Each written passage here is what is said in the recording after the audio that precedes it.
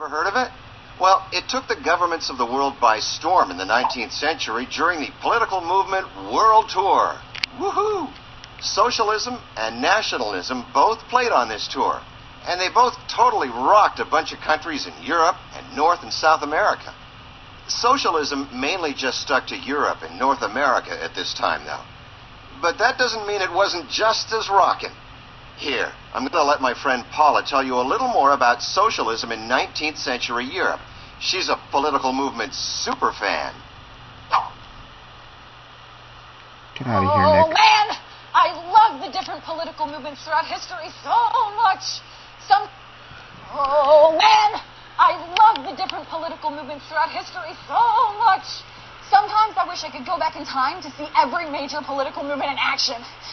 Anyway, I've been super stoked lately on socialism and social reform during the 19th century in Europe.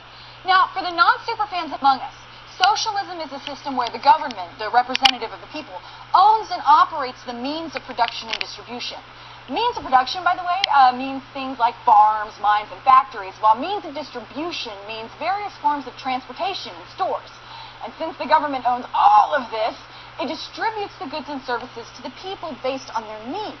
Now, that's a lot different than capitalism, where private businesses own the means of production and distribution, and then sell the goods and services they produce to the people for a profit.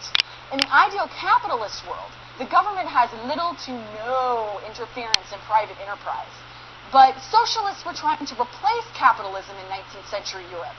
There were even a couple different versions of socialism that popped up then, and each one was super sweet in its own way. The first one was utopian socialism, which was majorly idealistic. Utopian socialists believed that once capitalists understood the overall positive good of socialism, they would give up the idea of private ownership and lose their appetite for profits, sharing what they owned with others for the good of society. British socialist Robert Owen and Frenchman Charles Fourier were both big utopian socialists. Fourier's followers were so into him that they started their own utopian socialist communities, and Robert Owen even organized utopian communities in Europe and the U.S. All of these communities thought they were going to affect social reform through example alone, since they believed that if they formed these communities, everyone else in the world would see how perfect things were for them. Then other communities would pop up all over the world, eventually replacing capitalism.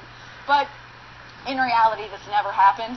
And most utopian communities were pretty short-lived. Ooh! And I should also tell you about practical socialism. Socialism came from this totes rad dude, Louis Blanc, who was another influential socialist. But he didn't buy into the utopian socialist thing, oh no. He just thought that every man deserved a job and that the government should give jobs to the unemployed through government-sponsored public works programs. So to try to make that happen, he organized a workers' party in France.